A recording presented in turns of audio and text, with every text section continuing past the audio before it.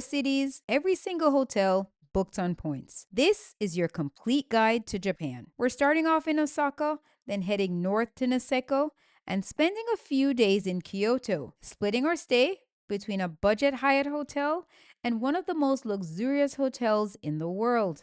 Then we're wrapping up our trip in Tokyo, and I'm going to show you how we did all this for a fraction of the cost using points and miles. Whether you're planning your first trip to Japan or this would be your fifth, stay tuned till the end because I'm going to break down the itinerary and show you what most people get wrong about planning a trip to Japan.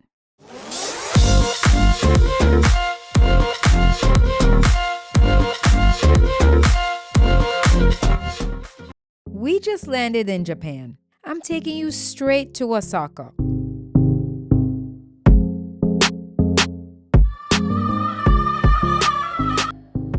I'll be giving you a full tour of one of Hyatt's newest properties and their only hotel in Osaka. The caption, by Hyatt Namba Osaka. I'll break down exactly how I booked this hotel and what a great deal I got on points.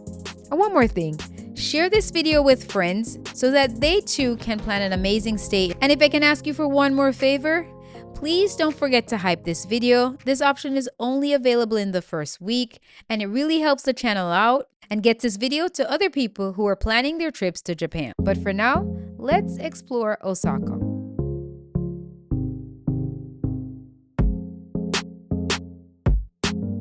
After 3 flights, our long journey across the Pacific brings us to Osaka. Seeing Japan from my window doesn't feel real. Even though I've been here before, it's just a different feeling taking my family here. Normally, we travel with carry-ons only. Team no check bag always. But this time we had a reason because later in this trip, you will see that we are going skiing, which means we need gear. And even though checking a bag can be a bit of an issue and bothersome, one thing you can count on in Japan is the efficiency.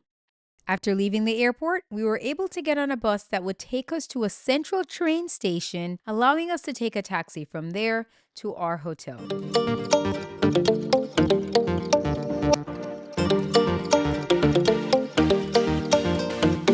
We are staying at the Caption Hotel here in Osaka, one of Hyatt's newest hotel and their only hotel here in Osaka, Japan.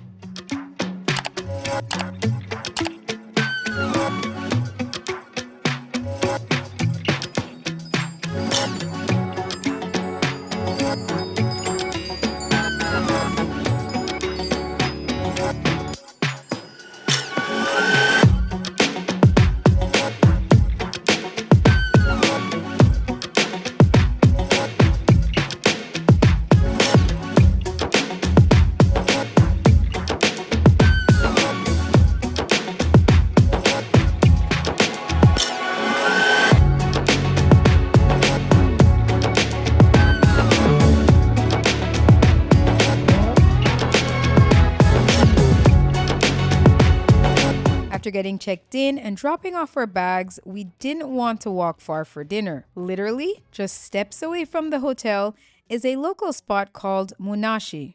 I sincerely hope I'm saying that correctly. It serves a variety of dishes, and from what we could tell, they even offer a hot pot. One thing we immediately noticed was that it appears to be open 24 hours. And that's incredibly convenient if you're arriving late like us or waking up early thanks to jet lag. And yes, they accept major credit cards. This makes it easy for you to just land and not have to worry about exchanging cash right away. The food was simple and easy, and honestly, exactly what we needed after a long travel day. But before we call it a night, let me give you a quick tour of the lobby area.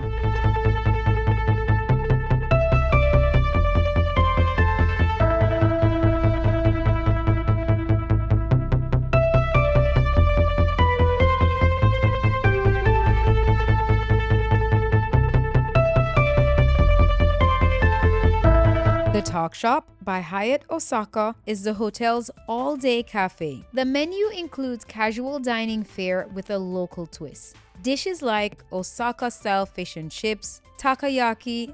They also have things like sandwiches, salads, pizzas, and desserts like creme brulee. and that's definitely my favorite.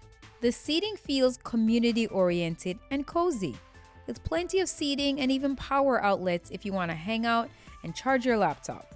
The Talk Shop operates all day, serving breakfast to dinner in the evening. It's a quick and convenient option if you're checking in late or waking up early. This is super convenient, especially after a long travel day. Jet lag really doesn't care what time zone you're in, and I figured since I was up, might as well get a workout in. I was currently training for the Tokyo Marathon, and I figure since I'm up, might as well get a workout in. Apparently, I wasn't the only one feeling the jet lag. My son also joined me for a workout. The gym here is small, but efficient. You've got the basics like a treadmill, elliptical. I was even surprised to see a rower. There's also a decent selection of weights and some exercise balls, everything you need to get the job done. This gym can possibly hold 3 to 5 people at a time. It isn't the best hotel gym I've ever seen, but it's absolutely one where you can get the job done and kept me on schedule for marathon training. After our workout, we headed downstairs to breakfast. Breakfast is served at the Talk Shop and it's open to the public. The Talk Shop by Hyatt Osaka is the hotel's all-day cafe. It's a communal lounge as well as a casual dining space right on the first floor. A place not just to grab food, but also to work, relax, and hang out. It's designed to be more than a restaurant. It's almost like a local hub within the hotel where guests and locals mingle. The vibe is relaxed and inviting. Think like artisanal coffee and easy bites, a place where you can catch up on emails and chat with friends over a drink. Breakfast at the Talk Shop was included for us because of globalist status, which is a great perk. Each of us got to choose one of the breakfast sets. We all chose the egg sandwich, and it came with fried potatoes, a fresh salad, yogurt, and your choice of coffee, tea, or a juice. There were a couple of other options too. One was a bakery plate with lots of pastries, and the other was a Japanese style plate, which is perfect if you want to explore more of a local flavor. Without status, the breakfast here is usually around 600 to 800 yen, which isn't a bad deal for the location and the convenience. But being included made it even better. The Talk Shop is more than just a cafe. It's more like a cultural hangout spot, hosting things like creative workshops, open mic nights, pop-up installation, and even book clubs. These events reflect the energy and culture of the Namba neighborhood.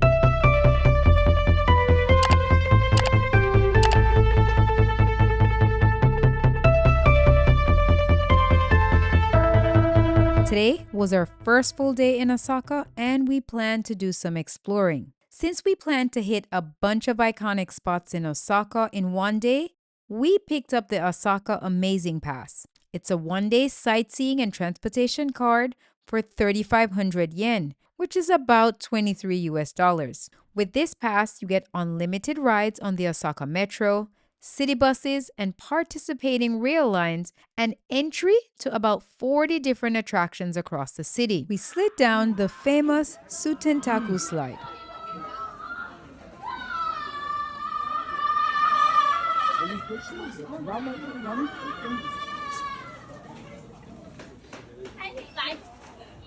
And even had an opportunity to jump off the tower itself. Step!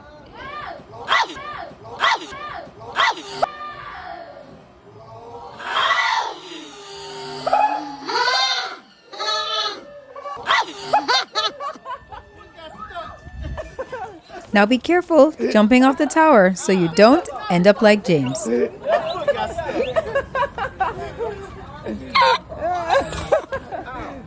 supposed to cross your arms. That hurt. Mommy, go! It even gives you suggested routes on how to help you maximize your day, which I thought was super convenient. We used the pass to visit the Osaka Castle, the observation tower and slide, and even got to ride on a giant Ferris wheel. Depending on how many activities you plan to do, definitely check out the Osaka Amazing Pass and see if it makes sense for you. One of the most unique places we visited in Osaka was the Namba Yasaka Shrine. Students from all over Japan come to visit this shrine to pray for success on their entrance exam. The lion's head mouth is believed to swallow up bad luck and help students roar their way to achievement. This shrine is very peaceful and tucked away right in the heart of the city, in between traditional buildings, high rises, and even 7-Eleven stores. We also stopped at the viral ramen shop Ichiman Ramen, and the food there is worth the hype.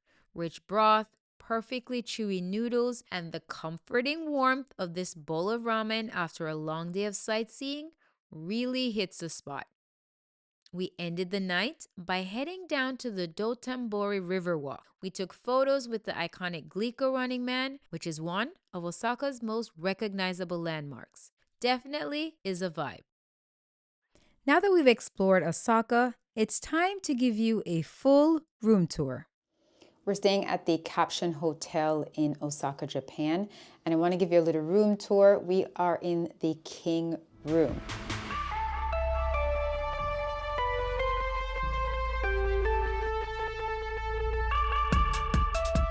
From the moment you walk into the room, you notice the little details, which is very surprising for a hotel at this level. As soon as you walk in, you notice there are a lot of attention to detail in this room. This is a Category 1 hotel, so it's very surprising that they'd put this much effort into the hotel. On the hooks over here, you'll see a little Japanese detailing right there. As you come in, there's a full-length mirror. I feel like every hotel should have a full-length mirror. Directly in front of the mirror is the bathroom.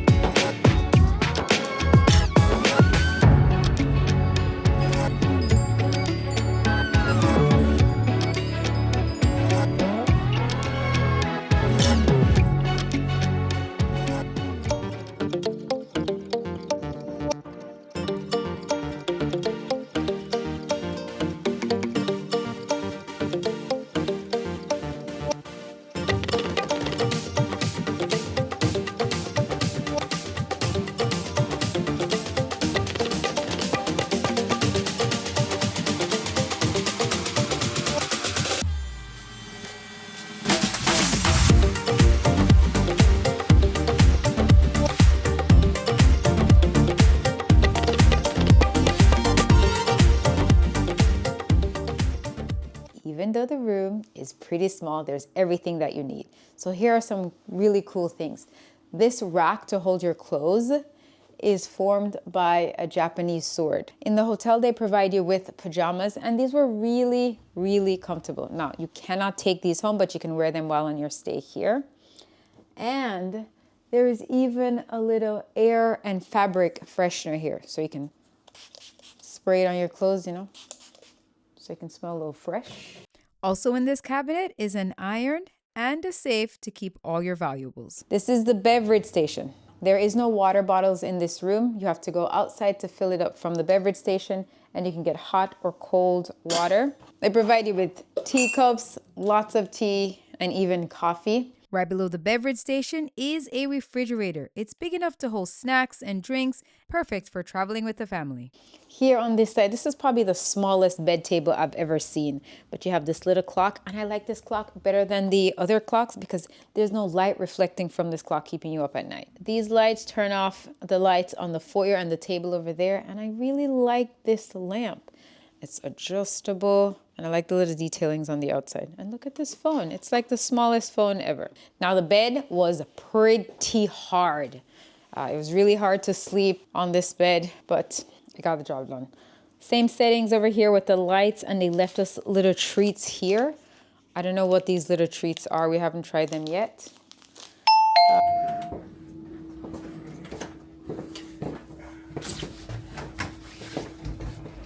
Were you recording? This does not look very appealing. Uh-uh. Uh-uh. You try it. Nope. Okay. Tastes like sesame seed and whatnot, but it's not bad. It's just hard. No, thank you. Doesn't want to try it. There's also a little card here where you can order breakfast for pickup in the morning. We had breakfast downstairs in the lobby, and we had a view of the front of the hotel. This table was good for working. Enough space for your laptop, maybe even fit 2 laptops there. And this is a pretty busy street. You could hear some street noise at night, so if that's something that's going to bother you, you might want to put earplugs in. But we were able to hear the traffic passing by. But this is a great hotel. It's a category 1. I can't imagine that's going to stay a category 1 for much longer.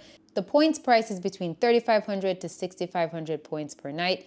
We stayed here during peak nights, so it's 6,500 per night per room, and we had 2 rooms for 3 nights. If you are in Osaka, it's very close to 2 of the train stations, so I highly recommend staying here. It's a really nice hotel. It's great value for your money, and this is the only Hyatt hotel currently in Osaka. If you're planning a trip to Japan, I hope Osaka is on your to-do list. Now I want to hear from you. Have you ever been to Osaka? What are the things that you're planning to do there? Drop a comment below and let me know what's the first thing you do when you get there. Next up, we're heading north to Niseko, and this is something completely different. We're going skiing and we're staying at the stunning Park Hyatt Niseko Hanazono. The airport in Sapporo, and we just got picked up by a Park Hyatt Niseko bus driver, and we're the only ones on the bus. I know you might be wondering, why am I so excited about the bus? But just stay with me for a little bit. Very excited about this. 1, we get to go skiing and snowboarding, and 2, I've always wanted to go on this bus since I saw Sebi post about this bus. I've been on a fair share of tour buses in my time, especially because my parents love those, but nothing really compares to this. And the fact that we get to be the only ones on the bus, I'm even more excited. I can't wait to show you this bus. So this is the bus for 4 of us. This is our bus. Hello. Hello. Welcome to Hokkaido. It was at this moment that he knew. He fucked up.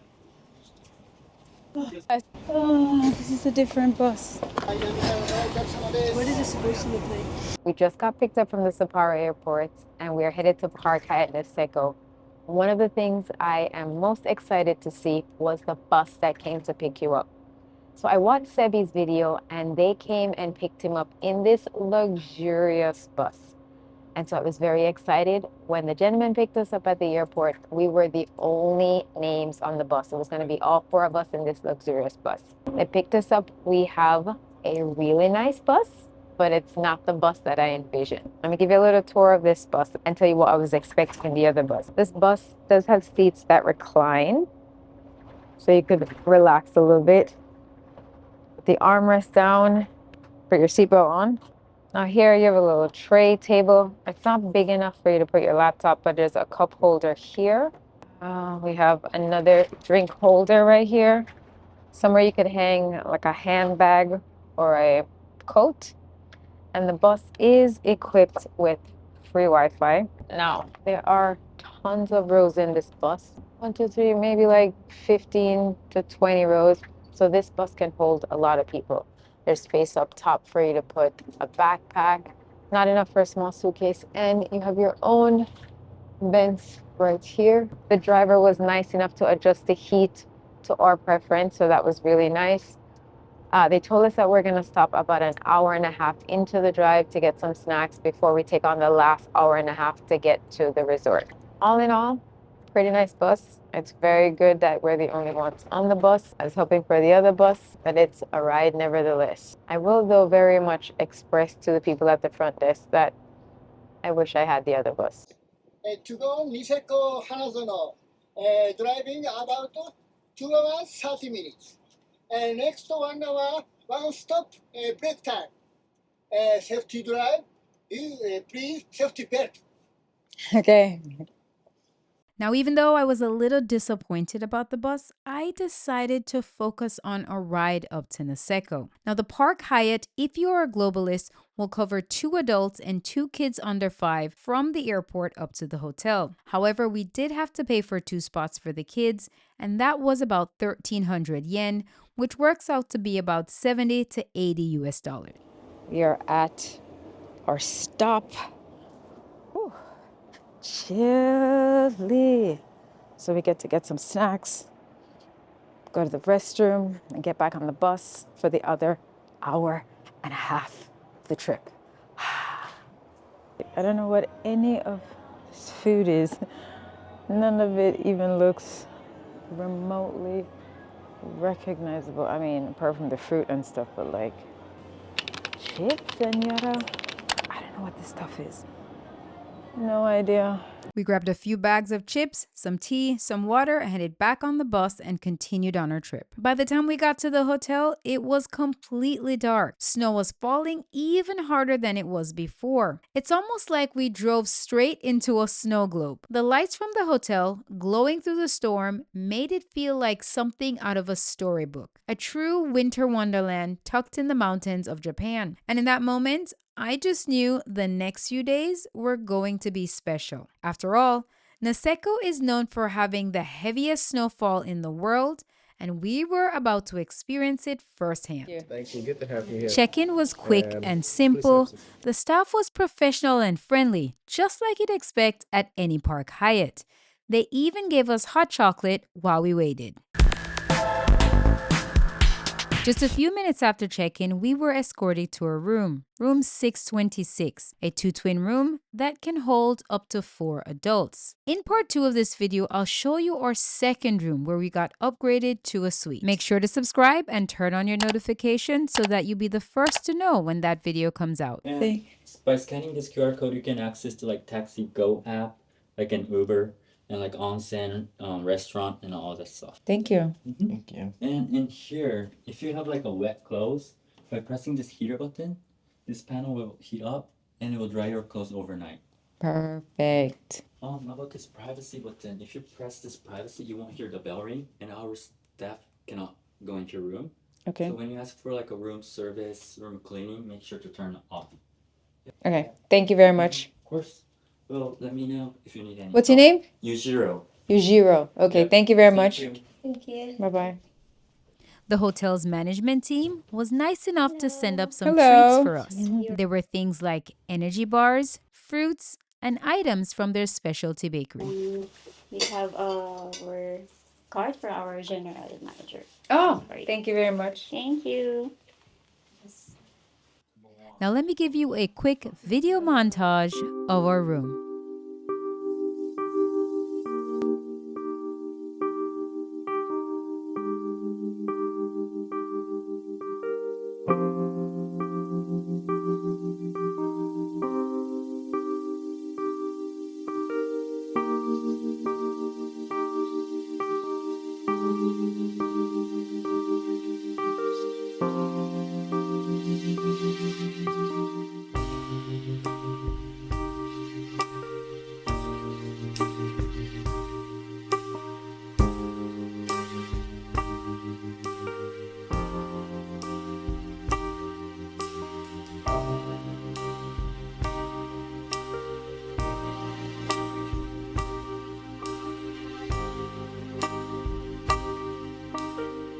We're at the Park Hyatt Niseko, and we are staying in the 2-twin room.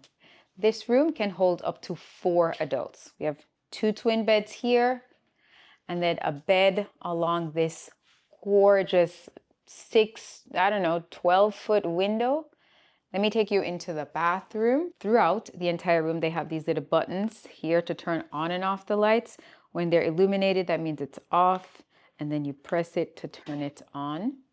So there are 2 bathrooms in this room, and we only found out about the second bathroom after the first day. So we were all rushing to use this one bathroom. So in the bathroom, there is a shower tub combination, and you have this blackout window. And you can soak in your tub and take in all the snow views there outside. there are double sinks. There's a TV in case you want to watch TV while getting ready. And the straw, you got all the little stuff like comb, toothbrush, shaving kits, and my favorite, Le Labo lotion. And we have a walk-in closet. When we got into our room, the suitcases were already here even before we got here. There's tons of space. I don't know if you can see this, but they wrap this hanger thing in leather so it doesn't make a lot of noise when you put the hangers on it. Shelves on the top on both sides. You can hang your coats in here. We have four carry-on suitcase, 2 check suitcase, and they fit. If you're doing laundry, you can put your dirty clothes in here. Got 2 robes. And then the water closet with the famous Japanese toilet.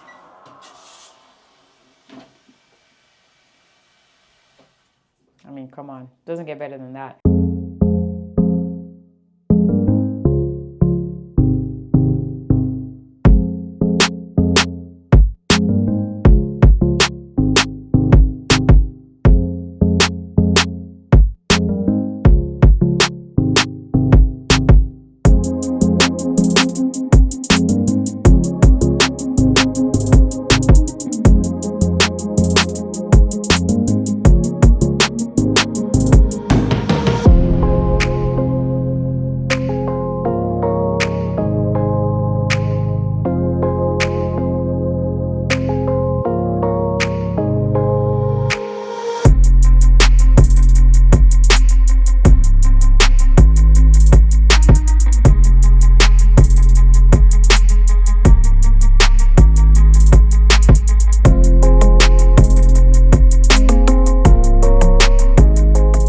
Our room key is also our ski locker key, and we decided to go to the ski shop downstairs so we could get fitted for all our gear for skiing tomorrow. The Park Hyatt Niseko has its own on-site ski rental shop. You can also purchase ski gear, and they do have special branded Park Hyatt Niseko jackets. You can get fitted for rental boots, skis, helmets, anything that you need for your day on the slopes. You can find it here. And the best part is you can charge it to your room so that you can earn additional Hyatt points. The staff is extremely friendly and knowledgeable, and what I love most about the staff is that they are from all over the world. People fly in from different countries just to work here at the Park Hyatt Niseko during the ski season.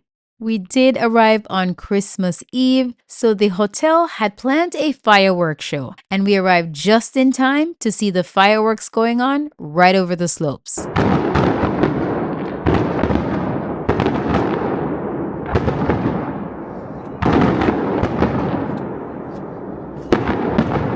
And since we were super close to the North Pole, we had a special guest that stopped by. It doesn't get any better than this. Oh, of course you've been good this year. You've been, oh my gosh, best one. Okay, go for it. One last thing before we call it a night, we went to Baby Crusta, a pizza place near the hotel. The staff there was amazing, so we got there right before they were about to close the kitchen. They offered us all the pizza they had remaining, and they didn't even charge us for it. They let us sit in their restaurant, finish up the leftover pizzas, and didn't even kick us out, even though they were closing. Even though I love going skiing with my family, there's always a slight problem when you take kids to a ski location. What if I grab a snow and throw it at you? James, don't play with me. Stop that. Your hands. Don't do it. Do not do it. Do it. James, remember. James, I'm not playing with you. Stop. Okay. All right. Got it. If you know me, by now, you know no matter where in the world I am, the first thing I want to do is hit the gym. But this wasn't just any gym. This fitness center was more like a luxury spa, perfectly fitting for a high-end ski resort. They had everything I needed to stay on track for marathon training, a full weight area, Smith machine, and treadmill views that were unreal. Snow-covered mountains right in front of me. Just steps away was the indoor pool. It looked like something straight out of a travel magazine.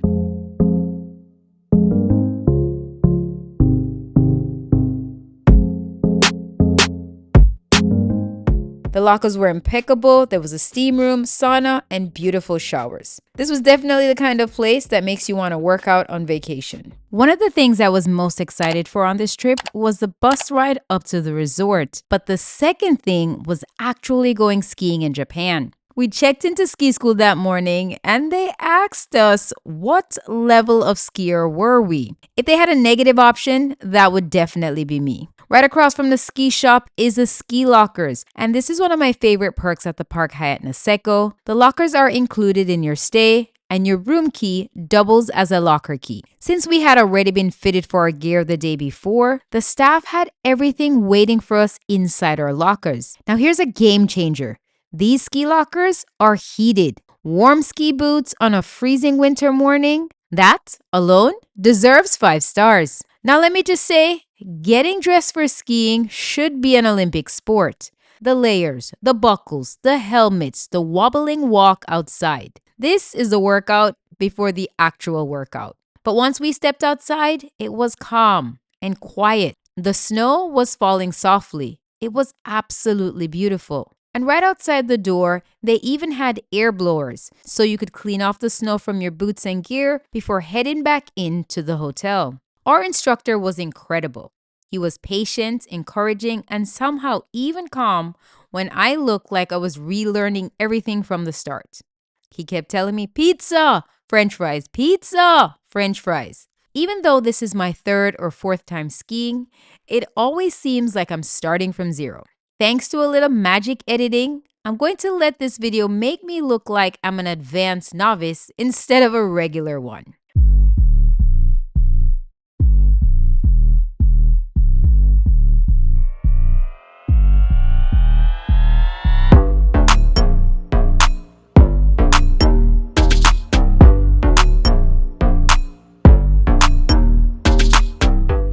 I was moving so slow that the camera couldn't even keep up with me.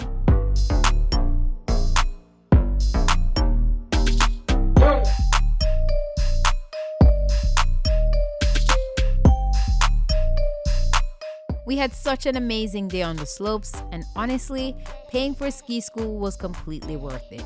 And here's something that might surprise you. Skiing outside of the US is often significantly more affordable than skiing at the major resorts back home. So if you love skiing, consider a trip to Japan or maybe anywhere outside of the US for more affordable options. Oh, I have mercy on my soul. Completed day 1, ski school. We made it. We made it.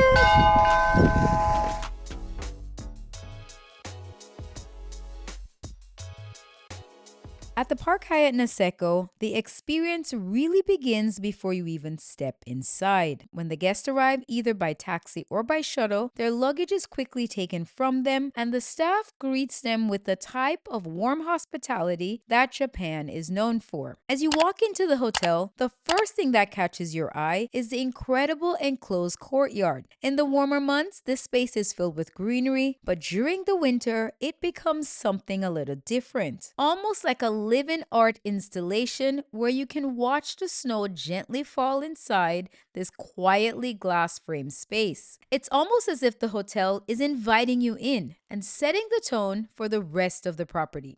Then the lobby opens up.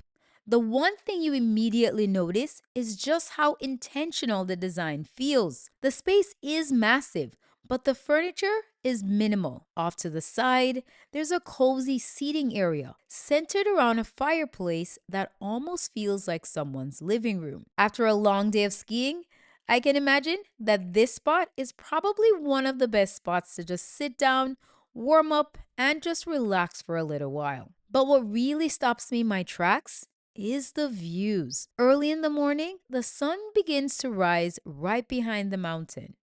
And from the lobby, you get this incredible panoramic view of the slopes. It's one of those moments where honestly, you just have to stop and take it in.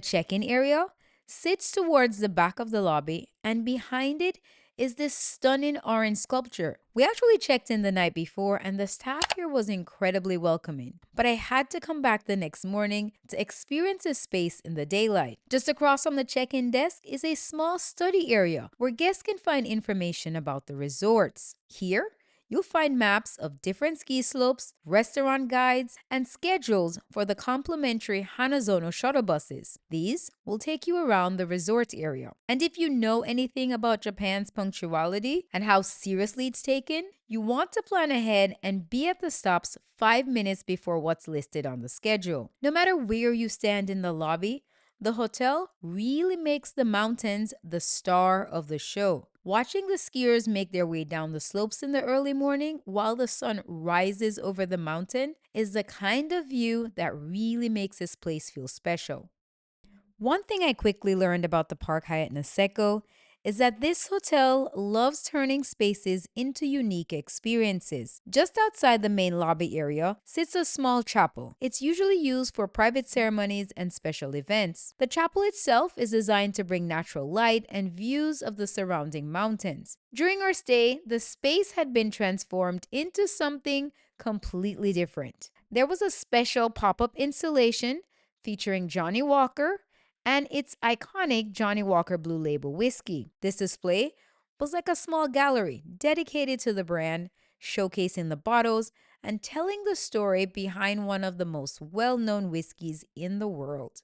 And speaking of whiskeys, that theme actually continues throughout the hotel. Behind the lobby area is a special bar and lounge, and it's one of the main nighttime spots within the resort. This bar focuses heavily on premium spirits, especially whiskeys. Guests can choose from a wide selection of Japanese whiskeys, international labels, and even Hokkaido microbrews and signature cocktails created by the hotel's mixologists. The cocktail menu features drinks that have been inspired by the surrounding area. For those guests who enjoy cigars, the bar also has a dedicated cigar lounge, a cozy, intimate space with premium cigars from around the world. It's designed to make it feel like a private hideaway where you could just sit back, enjoy your cigars, and a good glass of whiskey after a long day on the slopes.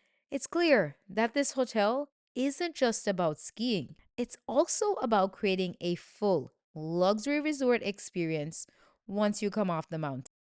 Breakfast at the Park Hyatt Niseko isn't just a buffet. It's more like a full culinary experience. The breakfast area is spread across several connecting rooms surrounding the bar and lounge. Each space has its own style and decor. Some rooms feel like intimate dining spaces, while others open up towards the windows and take in the amazing views of the mountains. Even though this isn't the space for the bar and lounge area, the atmosphere in the morning feels more like luxury casual and clearly designed with the high-end resort crowd in mind. The variety here is honestly incredible. You'll find everything from Western breakfast staples to Japan and Asian specialties, all beautifully presented and constantly refreshed and refilled. I tried to grab a little bit of everything, but honestly, there was no way to sample everything in one sitting. I really like the section with the Asian breakfast station. You'll find dishes here that you'll only find traveling through Asia. Things like traditional breakfasts from Japan, rice dishes, miso soups, fresh fish, and a variety of local specialties. If you enjoy Asian cuisine, this is definitely the section you want to spend most of your time exploring.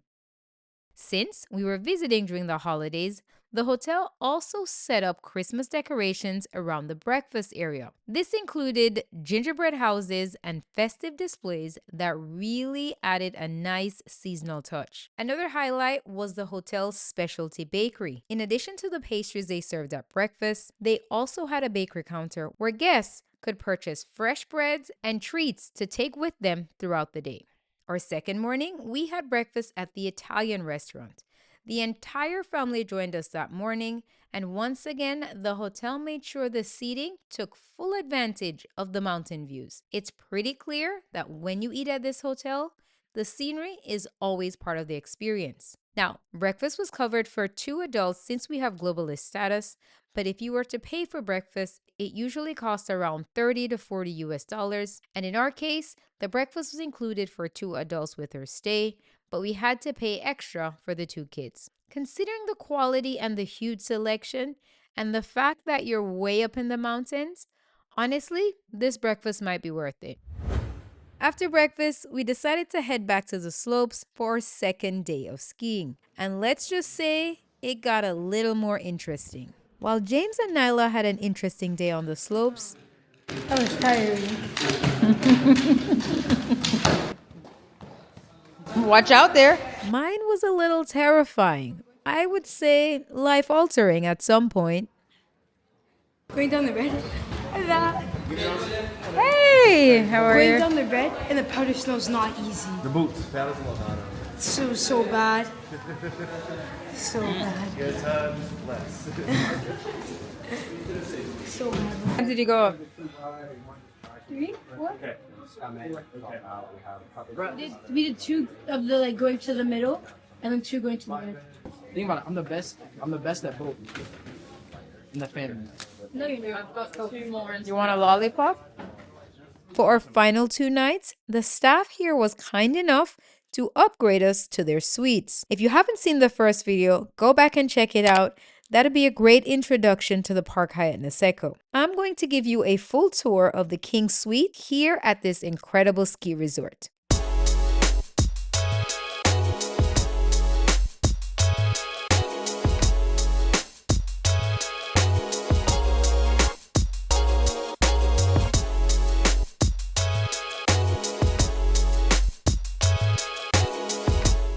One of the things I love most about this room is the light. The large windows bring in so much natural light, and just outside, there's like a small back patio, which makes this space a great place for families to hang out. We actually spent some time here playing a few board games and cards that the hotel had left in the room, which I think is a really nice touch.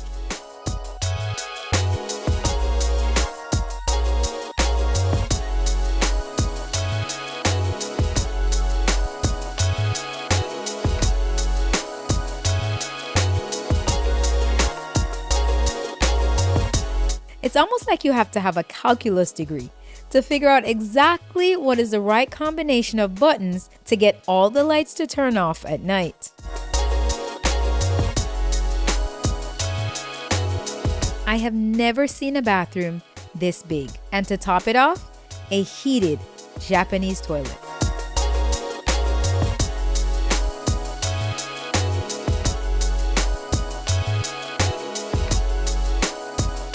Between the massive bedroom and this gigantic bathroom, this is probably one of my favorite rooms at a Hyatt hotel. Now, did I mention these gigantic windows on the patio? And just sitting here watching the snow come down made this vacation worth all the hassle and the points spent here. We spent 45,000 points per night to stay here at the Park Hyatt Niseko, and it was definitely worth it because at this resort, you can fit 4 adults in one room. Now, many hotels of this caliber are probably about the same price point, but they would usually only allow 2 adults in the room. So I would say for the amount of people that can stay here and the number of points used, this was definitely a bargain. I earned these points from my Chase business card and transferred them directly to Hyatt to book these rooms. If you're interested in applying for a card like this, I will leave a link in the description because you too deserve a winter wonderland vacation. Using my links to apply for credit cards does help this channel, and thank you for your continued support. On our last day in Niseko, rather than take the hotel shuttle bus, we opted to take a taxi to the bus station. There is a bus that meets at a central location that will take you to the airport, and it's much cheaper than taking the hotel shuttle. The hotel arranged a taxi to take us to the bus location, and this taxi, I would call this a luxury minivan. This was the type of luxury car I was expecting to pick us up at the airport, but more in a bus style. This car was equipped with Wi-Fi, and I thought that this was the final bit of luxury that we were going to enjoy from the Park Hyatt Niseko. This mountain town here in Japan is really quite beautiful, and I hope that one day I could come back to visit. The bus station was pretty crowded with a lot of tourists, but it was warm and cozy, and we didn't have to wait long for our bus to arrive. It's about a 2.5 hour bus ride back to the airport, and we are headed to Kyoto. I'm going to give you a tour of the Hyatt Place Kyoto, take you around the city of Kyoto, and give you a little glimpse as to what it's like to stay at one of the best hotels in the world, the Park Hyatt Kyoto.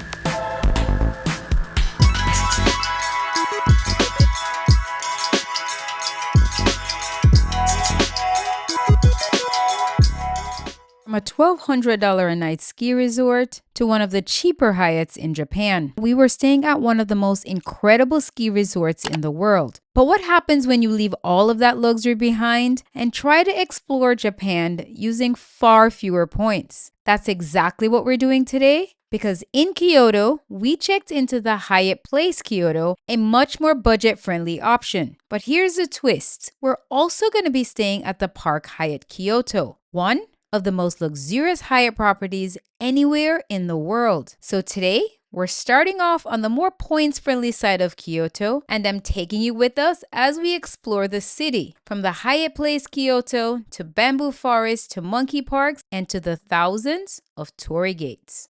One of the first things that stands out to me about this Hyatt is the location. It's literally next to a subway station with an entrance almost directly connected to the hotel, making it incredibly easy to explore the entire city.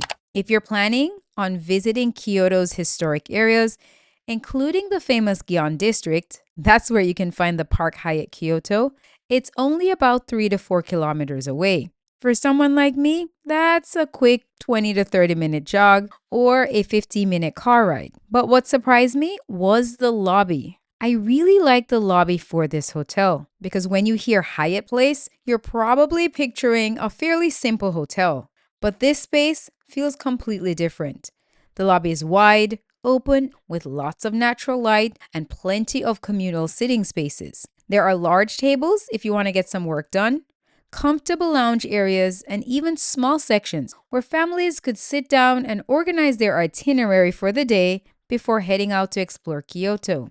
It feels more like a mini Hyatt Regency than your typical Hyatt Place. Another thing I noticed about Japan is that the hotels provide extra amenities right at the check-in desk. Here you'll find things like hairbrushes, face lotions, face washes, and even other skincare items that you can grab before heading up to your room. It's just a small touch, but it's one of those details that makes traveling here feel easy. And while this day is all about exploring Kyoto from a points-friendly hotel, we're also going to step into the completely opposite end of the spectrum. We're going to be visiting the ultra-luxury Park Hyatt Kyoto. But first, let me continue to give you a tour of the Hyatt Place Kyoto. If you're liking travel content like this, don't forget to like and subscribe and turn on your notification so that when the next video comes out, you'll be the first to know.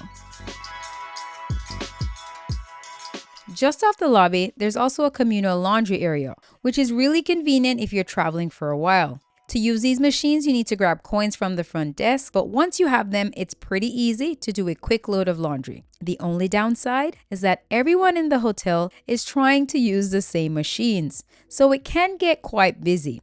It's definitely convenient, but you might want to plan ahead if you need to use it.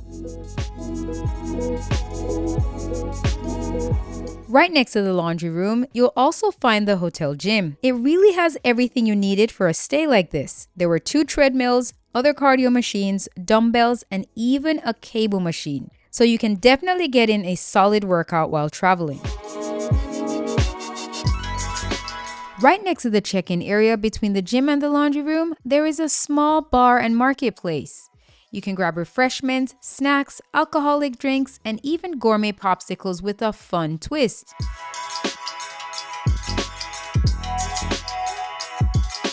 There's also a communal microwave and a small seating area, making it a great spot to hang out and unwind after a long day of exploring Kyoto.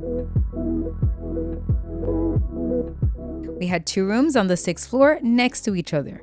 One was a king bed, the other was two twin beds. Now, one thing you need to know about hotels in Japan is that they tend to be smaller than you expected, and the rooms here at the Hyatt Place Kyoto are no exception. But for a short stay, the space was definitely still functional. There were charging outlets conveniently located by the bedside and a few snacks in the room for us. Now, even though we're staying at a more budget-friendly hotel here in Japan, the Hyatt Place still offers full functioning Japanese toilets with heated seats. And this is something you quickly start to appreciate while traveling in Japan.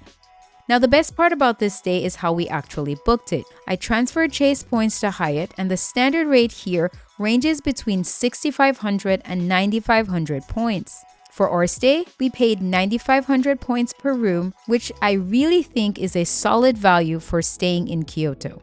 After dropping off our bags at the hotel, we headed out to start exploring the city. Our first stop was the Harashiyama Monkey Park. We heard so much about it and definitely wanted to see it for ourselves. We grabbed a quick taxi over, and one thing you need to know before you go, this park is cash only, so make sure to bring some yen with you. Admission is pretty affordable, 600 yen for adults and 300 for kids.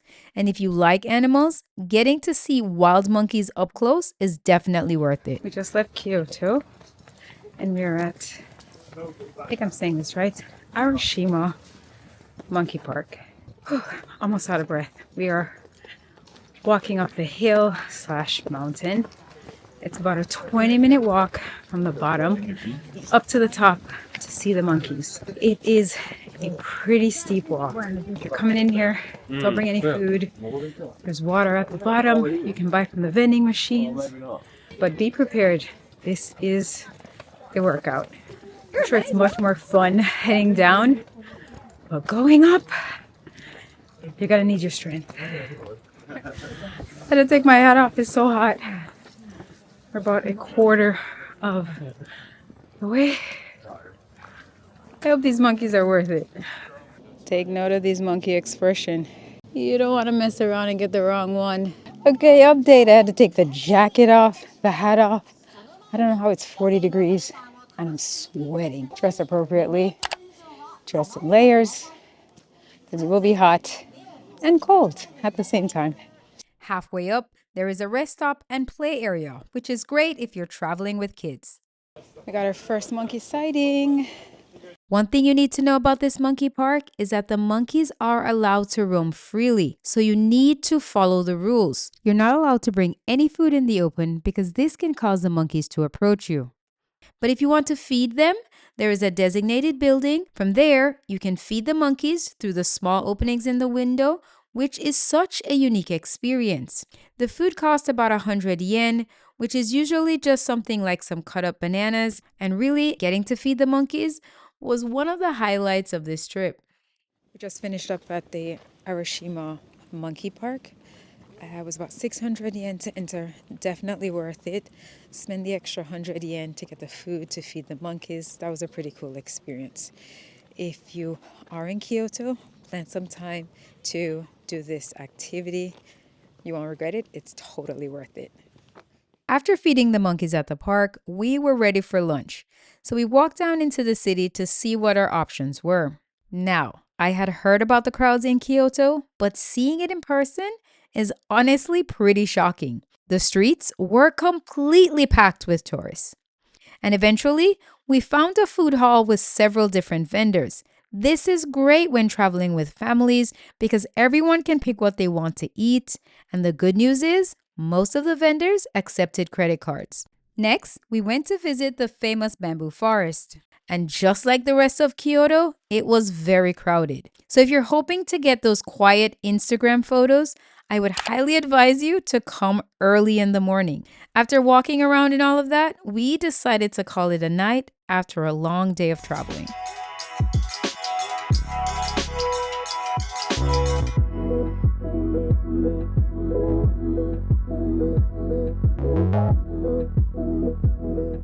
Morning from Kyoto. It's a few minutes before 7 and I got up really early this morning to go see the torii gates. Hopefully I can get there before the crowds. It's gonna take me about half an hour to get there and I'll give you a little tour once I make it to the torii gate.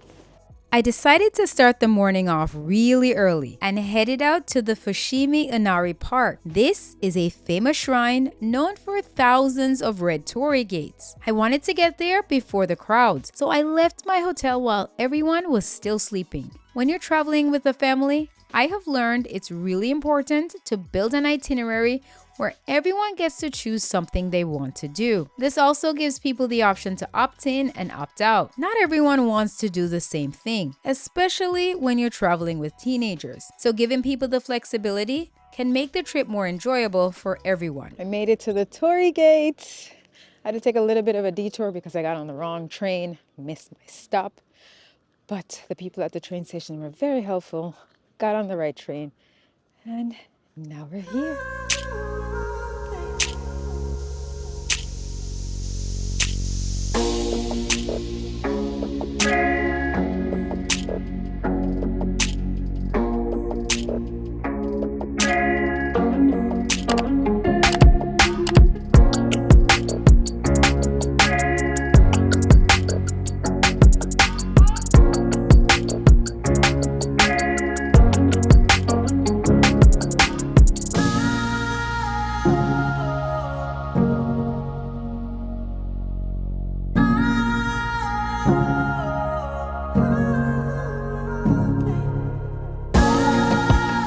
It was such a cool experience watching a monk actually walk through the torii gates.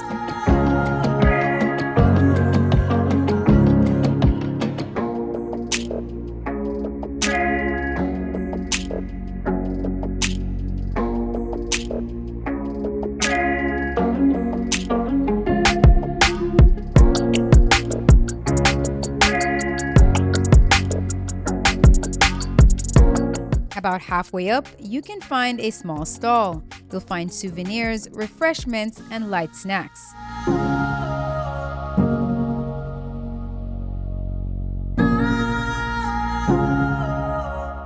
There is also a small temple if visitors would like to pray. So whether you're here for the cultural or spiritual experience, the torii gates of Kyoto is a must-do to experience the magic of this wonderful city. If you are going to visit the torii gates in Kyoto, make sure to come early. Skip breakfast and eat after you left here. It is now 9 o'clock and the place is extremely crowded compared to when I started at 7 a.m. There's a train station right across the street and the trains start running before 6 a.m. Yes. Want to make it back for breakfast on time, so I grabbed an Uber instead of taking the train. After exploring the shrines, I headed back to the hotel just in time for breakfast right before it ends at 10 a.m. Since we have globalist status, breakfast was included for us in the first room, and I used a guest of honor certificate to get breakfast for the kids. I love that the breakfast offers a buffet option that caters to both Western tastes and Asian flavors. This makes it great so that everyone can get exactly what they want.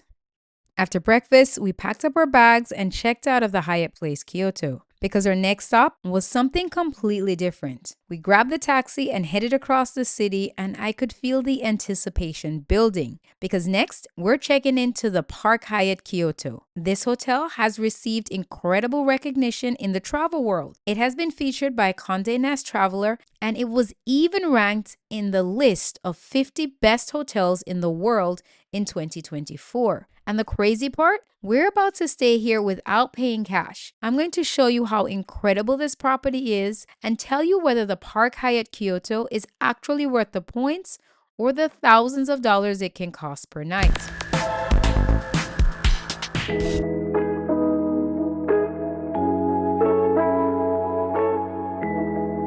One year ago, I started this YouTube channel to show families how to travel better for less. And today, we are at one of the most exclusive hotels in the world. This is the Park Hyatt Kyoto, consistently ranked among the best hotels in the world and one of the hardest Hyatt redemptions to book. But here's the problem. Hyatt's pricing structure is about to change really soon. So the real question is, should you book this hotel now before it potentially costs way more points? I'm taking you inside our stay and what it's like to stay at the Park Hyatt Kyoto as a family. The Park Hyatt Kyoto is located in the traditional Gion district. It is surrounded by pristine streets, traditional wood townhouses, and serene temples. This hotel is the perfect mix between modern and traditional. We had just left the Hyatt Place Kyoto, where we also showed you some must-do activities that you have to add to your Kyoto itinerary. We have officially arrived at the Park Hyatt Kyoto, and the experience starts immediately. As soon as we pull up, the staff was already outside waiting for us. Now keep in mind, this was December, and it's cold, and we didn't even call ahead for our arrival time. So I'm thinking they have been standing out here waiting for guests all day, because that type of service is already next level. Thank you. Walking in, the entrance feels like something straight out of a classic Japanese film. Traditional, serene, and exactly what you imagine when you think of Kyoto. Instead of the typical front desk check-in, they guided us to a large communal table, almost like we're sitting down in someone's home. But before we even got to the formalities, they brought us refreshments and light snacks. Nella ordered the hot chocolate, and this wasn't your typical hot chocolate. They brought out some warm milk with a chocolate cube on a spoon. She could mix it herself, and this was such a small detail, but such a memorable one. James went for a glass of red wine. Little James, he kept it simple with a glass of ginger ale. But for me, I had to celebrate the moment with a glass of champagne. Because let's be real, this was an achievement. Check-in itself was quick and seamless, but our room wasn't ready yet. So we did what absolutely anyone would do in Kyoto. We headed out to explore the Gion district.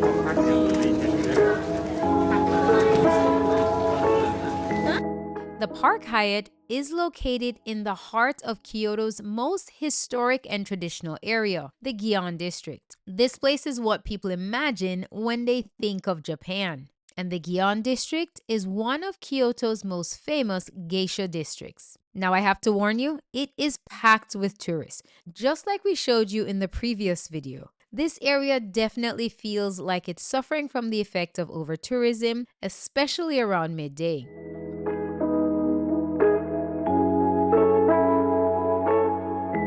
Our first stop was for a quick snack. We found an apple pie spot and had to try it. I'm not gonna lie, it was really good.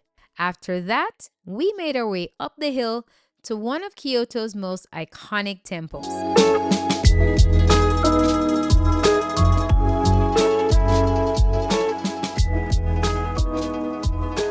This temple sits high up on the hillside and gives you some of the most incredible views overlooking the entire city. It was actually built over 1200 years ago and is one of the most famous temples in Japan. We took our time walking through the area just to let it all soak in. No trip to the Gion district is complete without visiting one of the most unique Starbucks in the world. This Starbucks is located inside a 100-year-old traditional Japanese home. They have a special menu that is catered towards this location, and if you decide to eat upstairs, you're gonna have to take your shoes off to sit on the traditional Japanese mats. Right before sunset, we caught one of the most iconic views in Kyoto, the famous Yakaza Pagoda. This was golden hour and it was absolutely unreal. After watching the sunset, we made our way back to the hotel and our room was ready.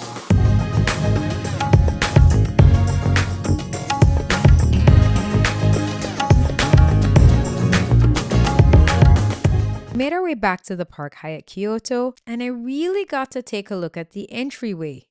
The entry doesn't feel like your typical hotel lobby. It feels like you're stepping into a luxury Chinese home. Warm lighting, natural woods, and this calm, almost quiet energy that immediately slows you down.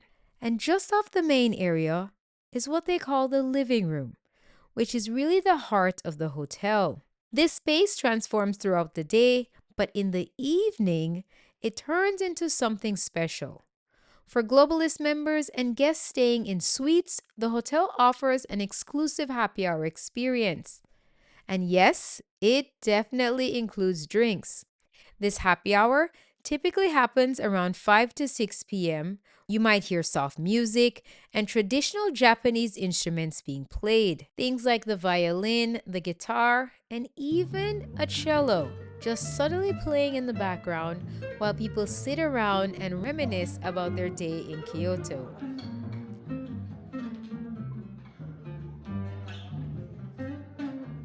It's not loud, it's not crowded, it's just elevated. This is just one of those moments where you sit back, take it all in, and realize this is what the Park Hyatt does so well. Now, this is different for me because I'm more of the on the go type of person. But this environment forces you to slow down, forces you to be more intentional. The Park Hyatt Kyoto is made up of multiple small structures, almost like a collection of private residences, all connected by these quiet, winding pathways. At night, those pathways are softly lit by lanterns, and it creates a peaceful, almost cinematic atmosphere as you walk through the property. On my way to the gym, I even caught a glimpse of the Osaka Pagoda glowing in the background. And at night, it's absolutely stunning. Now, the gym isn't your typical hotel gym. It's thoughtfully divided into different spaces. One of the rooms is dedicated to cardio, another for weights, one for stretching, and there's even a more secluded area further back that gives you a really private feeling. But beyond the gym, there were things that were even more special. The bathhouse. This is something that the Park Hyatt Kyoto is well known for. This features a traditional Japanese onsen with deep soaking hot tubs designed for relaxation and recovery. Before entering, there is a cleansing area, one where you rinse off. And this is an important part of the ritual in the Japanese bathing culture. From there, you can move between the hot tubs and also enjoy the sauna and the steam room. There are full locker facilities as well, making it easy to unwind and take your time. It's calm, it's intentional, and it feels like a true cultural experience, not just a hotel amenity. I'm really glad I had a chance to check it out, especially before heading to my workout the next day. Welcome to the Park Hyatt Kyoto. As soon as you walk in, you want to take your shoes off, and there are 1, 2, 3, 4 closets on the entryway. In this closet, put your laundry and your luggage. There's a complimentary shoe shine. These are like Japanese robes. Lots of storage for you to put your things. And here you have safe. That's where I hid the food, iron, and the best slippers in any hotel. And you can take these home with you. On this side, you have the iron board, more storage, and this last closet, just more storage. Over here you have the liquor cabinet. You see how the light just comes on? They automatically fill the tea kettle with water for you even before you get here. So if you want to make tea, it's already filled. And then you close it, light goes off. The refrigerator is on here. There is not a lot of space to store stuff, but on this side, you have wine and champagne glasses. Throughout the room, you'll see a lot of details with gold, and these light fixtures are throughout the entire hotel. And this is the twin room. Nyla and James were staying in here, and they have a beautiful view of the wall. All right, on this side over here, you have a little door that opens up just a tiny bit to get you some fresh air from outside. And don't worry about the bugs because there's a screen right here. I don't think one person can fit on this couch, and you have this reading lamp. Dining table. When we came, they gave us fresh strawberries. The Ice bucket was already filled with ice, and they left us a little note. In the different rooms, they have different little reading nooks and books. I like the uplighting on this picture. I don't know, you don't really need this for anything, but this is just like artistic space. We have double sinks. There's always water in the bathroom, Le Labo products, and lots of towels. Oh, what's unique about this hotel? So they leave you this list of things that you can take, that's complimentary, and things that you can borrow or purchase. So you can get things like deodorant, sanitizer, a heat pack, a lint roller. You can even get nail clippers. And I highly advise you get the skin care set. That's really good. But they list things that you shouldn't take that I assume people know not to take, like fitness wear, the desk lamp, flat iron, the bathrobes. All of these things you can take, but they will charge you for it. All right, in this little box over here has all of the things that you might need: toothbrush, toothpaste, comb, shaving kit, all of that nicely tucked away. You get 2 very comfy bathrobes, a really big wet room with a shower and tub combination, and Le Labo products. Again, shampoo, conditioner, and body wash. And lastly, the amazing Japanese toilet. Heated seats, pressurized wash. No explanation needed. And that's it. That is the twin room at the Park Hyatt Kyoto.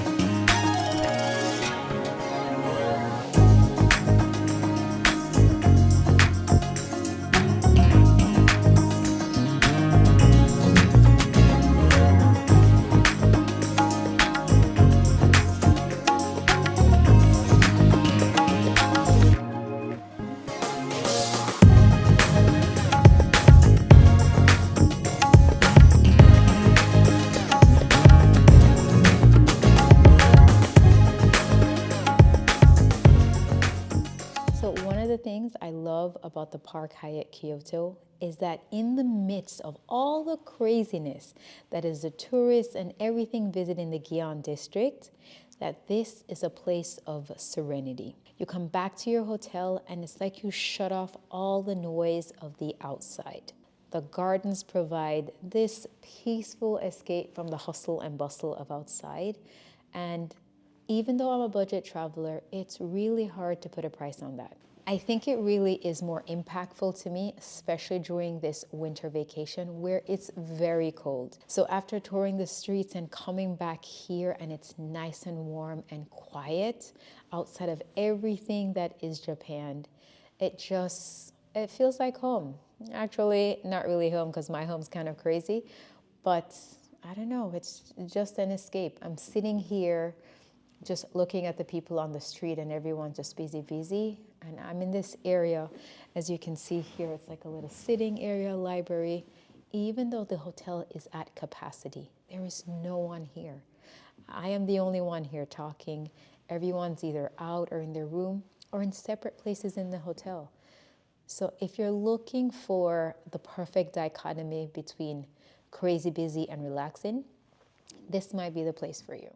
All right, let's talk about the breakfast because this is a big one. At Hyatt Hotels, Globalist members get complimentary breakfast.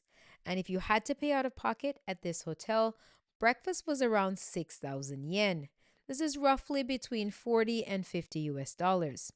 So yeah, I had high expectations. You've got 2 options here. One was the more traditional Western style breakfast with a few options available for a la carte dining. You can also upgrade to the Japanese breakfast experience for an additional charge. And let me tell you, day 1, the breakfast was like, wow. Everything just hit. The variety, the quality, the presentation. It felt exactly like what I expected from a Park Hyatt. But the standout for me was the homemade matcha granola. Listen, it was so good. I'm not even kidding. I wanted to pack it up and take it home with me. The fruit was exceptionally fresh. They had elevated items like tiger prawns, and you could also order things from the a la carte menu. From the a la carte menu, I ordered eggs Benedict, and yes, I like my yolk cooked well done. And I already know, don't come for me in the comments, but it was cooked exactly the way that I liked it. The kids ordered the French toast and they thought it was amazing. One of the best things? Our table. We were sitting next to the window overlooking the streets of the Gyeon district, just people watching while enjoying our breakfast. Day two of breakfast, on the other hand, something changed. I don't know what it was. I don't know if it was the menu, the ingredients, or just the overall execution. I'm just going to be honest with you, it was borderline disappointing. And at that price point, if I had to pay out of pocket, I don't think I would have been satisfied. So while breakfast can be amazing here, it might not be consistent. And that's definitely something you want to keep in mind if you're thinking about booking this hotel. So I'm not sure if you can see it, but if you notice, there are a few pomegranates on the trees out here, and I wouldn't be surprised if these are the pomegranates that we saw at breakfast. Also, just a little dose of reality. At first, when I saw the pictures of the Japanese garden, I was like, I'm not that impressed. But actually seeing it in person, I don't know, it just has this calming sense of nature that is really growing on me. I'm not sure if anyone else feels that way. Let's talk about what this stay actually costs, because this is where points and miles really comes into play. We didn't pay cash for this, we used points. At the time of booking, rooms at the Park Hyatt Kyoto were going for 45,000 points a night. We booked 2 rooms for 2 nights, which brought our total to 180,000 points. To be honest, this was a huge redemption. But here's how we did it. I transferred points from Chase to the World of Hyatt, so 1,000 Chase points equals 1,000 Hyatt points. Now, when you look at the cash price, this could easily be over $1,000 a night. You can see how valuable these points can be. But at the same time, you are using a lot of points for just one stay. So the real question becomes, is it worth it? My first impressions at the Park Hyatt Kyoto? Absolutely breathtaking. But was it worth all the points that I spent? Now, when planning a family trip to Kyoto, I was a bit cautious about booking this hotel because it requires a lot of points. We're booking 2 nights for 2 rooms, and I was a bit apprehensive at first.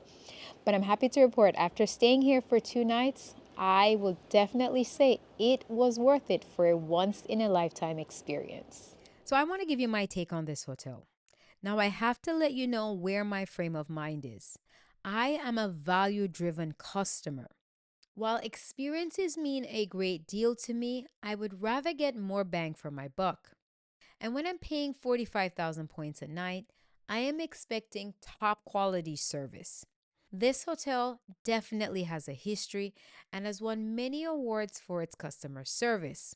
But at 45,000 points a night per room, when you have to get 2 rooms, for me, this is a hard pill to swallow. Now remember, I just stayed at the Hyatt Place Kyoto, paying about 10,000 points per night. And the service there was, I don't know, I know you're going to come for me in the comments again, but was almost the same. While they're not waiting outside for me in the cold until I appear there, anytime I had a request, it was fulfilled within minutes. The people made conversation, they asked about my family, they even provided the kids with special cookies. Now, when I'm paying 45,000 points a night, that's expected. But at paying 10,000 points a night, I really don't expect these people to remember my name or to give my kids extra treats just because it's their first time in Kyoto. And that is what I got from the Hyatt Place. Don't get me wrong, this hotel is luxurious and it's been written about in many magazines. You have to decide what's best for you.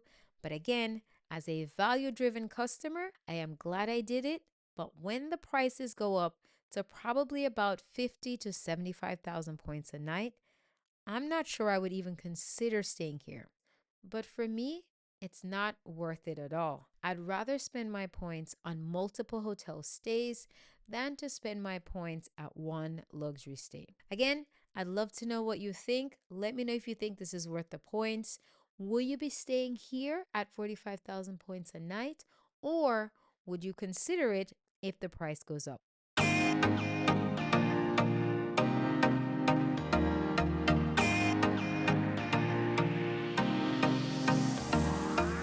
Tokyo is everything you imagined. Busy, vibrant, and unforgettable. But what I didn't expect is finding such an amazing hotel for our family. After traveling through Osaka, Kyoto, and Niseko, we are ending our family trip here, and this stay completely surprised us. I'm taking you inside this hotel, and I think it is the best value for families in Tokyo. I'm also going to show you some must-do experiences in the city and show you how to plan your trip to Japan properly, because most people aren't doing it correctly, because how you structure your trip definitely makes the difference. Welcome to the Hyatt House Shibuya, located just steps away from the Shibuya station and right down the street from the famous Shibuya crossing. This is one of Hyatt's newest properties in Tokyo. Getting to the Hyatt House from the Shibuya station was way more confusing than it should have been. Let me save you the time and the headache and tell you how best to get there. First things first, if you're coming from the Shibuya station, the directions online can be a little misleading. We followed them and we still got turned around. So here's what you need to know. The hotel is tucked inside what's more like an office complex, not what you'd expect at all. You want to exit the station at the new South Gate exit. Make a right at the exit and walk towards the plaza. Turn left and the train track should be on your left-hand side. Look for the pink staircase and the hotel entrance is directly across from there. We arrived at night and the entrance didn't really feel like a hotel entrance. There is no one immediately greeting you at the door, but don't panic. There are clear signs directing you upstairs. Once you get upstairs, the experience is a little different. Check-in is on one of the upper floors. And from here, the staff was super friendly and welcoming. We checked in pretty quickly. The staff was very helpful. They gave us some suggestions for getting a late night meal. We were checked in under 20 minutes. We're staying in room 1005, a one-bedroom suite. And this is where the hotel really stands out. The one thing that I love about the Hyatt House brands is that it's designated for extended stays, which means you're getting way more space than your typical hotel. And before we go any further, if you like travel content like this, don't forget to hit like and subscribe and turn on your notifications so that when we release a new video, you'll be the first to know.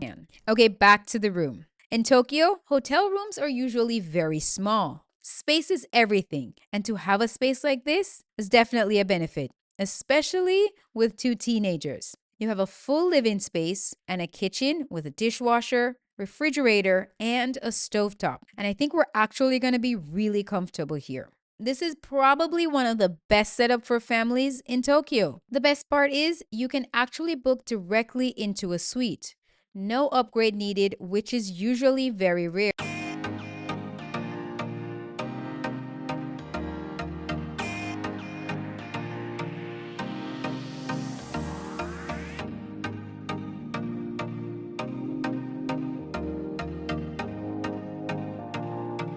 As soon as you walk in, I knew this was different. I noticed that the bedroom was a fully separated bedroom with its own door. And with two teens traveling with us, this is a game changer. Honestly, even by US standards, this feels really big. But for Tokyo, this is huge. And I love little details. They've already installed a universal adapter right inside the desk. I think this is going the extra mile, especially coming to Tokyo. You have people traveling all over the world, so this is an added bonus. And the front desk made sure they went ahead and glued this in so you wouldn't accidentally take it with you. It's these small things that I think make the difference when traveling internationally. The color palette in the room also makes it feel even bigger. But what I really love is a splash of yellow. You know your girl loves a yellow. To have this hint of color right here in the room really brightened my day. The blinds and the shears are fully controlled by the bedside, which is super convenient. And this clock, I love it because there's no harsh light. It's subtle, clean, and it doesn't disturb your sleep.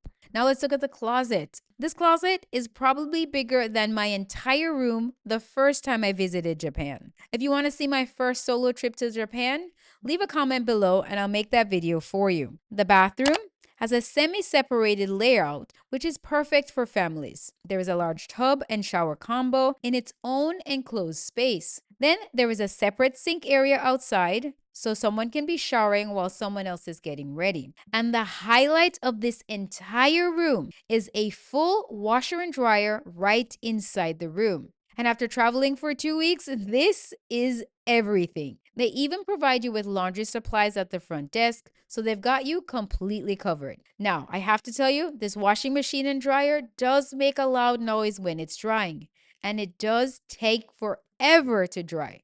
So, pack a pound of patience, but the convenience of having a washer and dryer inside your room definitely outweighs the inconvenience. The space, the layout, the in-room laundry, this is what makes the Hyatt House Shibuya one of the best options for families in Tokyo. Not to mention the price. The points price at this hotel is a little bit less than the Hyatt Regency, and this is giving you the additional benefit of the space and the in-room laundry. Before heading to breakfast, I had to check out the gym, and this one didn't disappoint. It had all your essentials: treadmills, weights, and for me, that's more than enough to stay on track even while traveling. This was probably one of the most unique breakfast experiences I've ever had. They were doing some kind of live demonstration where they were pounding something.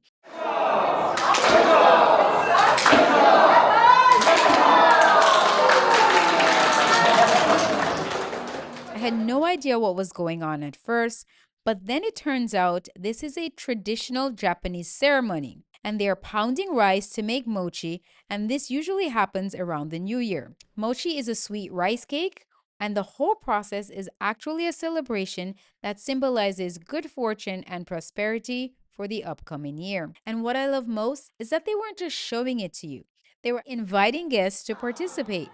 And let me tell you, it's harder than it looks. This was such a fun, hands-on way to experience the culture rather than just watching it. And it's moments like this that makes these stays memorable.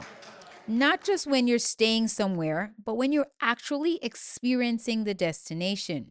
Now let's talk about the breakfast, because this is where the Hyatt House Shibuya stay really adds value. Breakfast is actually included for 4 of us thanks to Global Status, and yes, this is at no extra charge. And when you're traveling with the family, those things can really add up fast. The breakfast is served on one of the high floors, so you really get great views of all around Tokyo while you eat.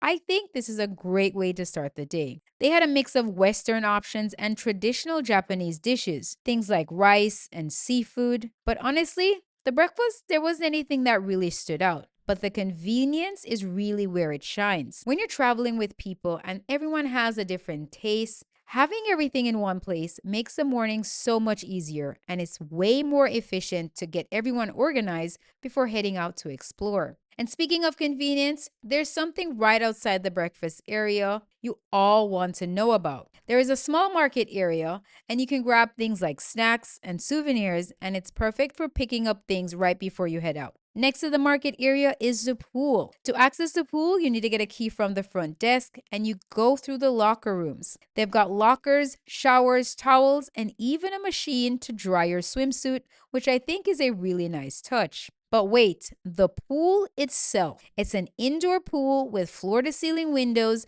that makes you feel like you're right outside, but with a relaxing vibe.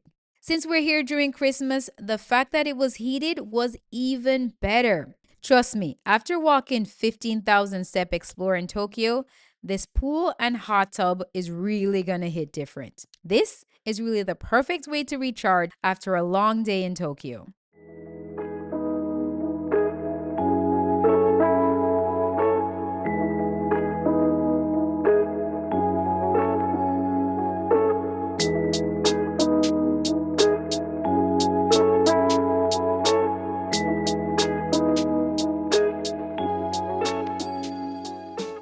Now, as promised, I'm going to show you some must-do experiences in Tokyo. Number 1 on our list must be the family monkey car experience. Here's what you need to know. You need to have an international driver's license if you want to drive yourself. For us in Florida, I was able to get ours from the AAA office. It's valid for 1 year, and it costs $20. You just need to take a passport photo. If someone in your group doesn't have a license, don't worry.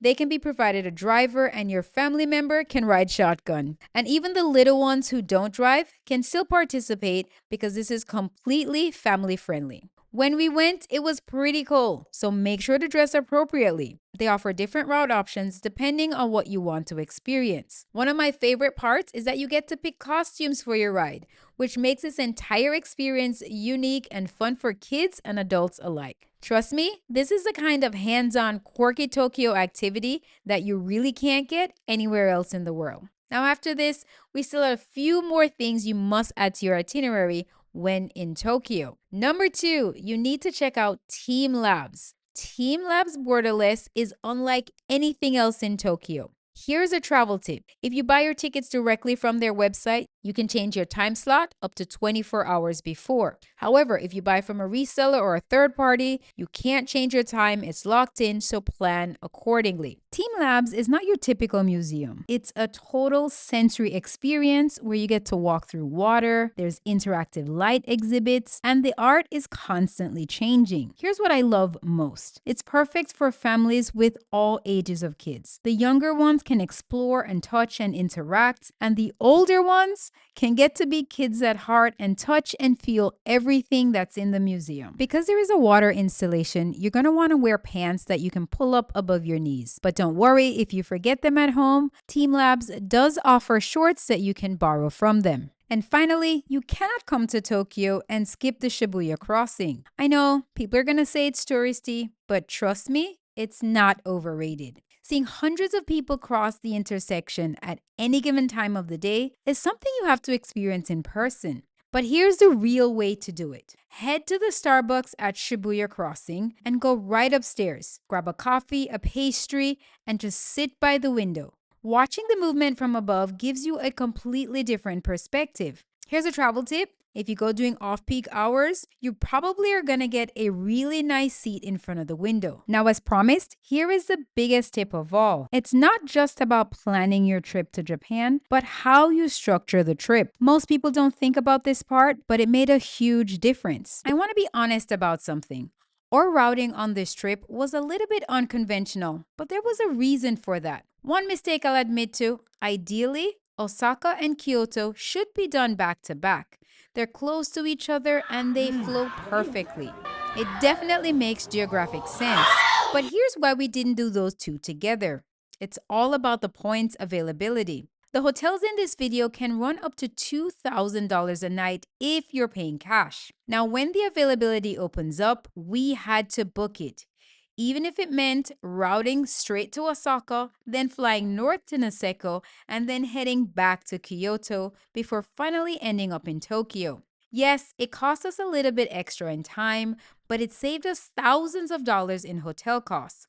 So if availability pops up and you have to reroute, definitely don't overthink on it, jump on it. That's exactly what we did. Now, if you're paying cash for these hotels, I suggest a cleaner route. Start up north in Hokkaido, then head south to Kyoto and Osaka. Maybe you want to throw in a day to visit Nara and see the bowing dares, then finish off in Tokyo. This flows geographically. It's less backtracking and you end in a bigger city. Either way it works, it just depends on what you're trying to optimize, whether it's savings on time or in cash. Let's talk about the real secret to this trip. Every hotel you saw in this video was booked on points. Both Park Hyatt properties, Hyatt Place, and Hyatt House in Tokyo. We're talking about thousands of dollars in hotel value that we redeemed for a fraction of the cash price. I spent over 300,000 points booking a trip that would cost tens of thousands of dollars. This would not be possible without credit card points. If you want to learn more about credit card points, don't forget to subscribe, and I'll see you guys in the next video.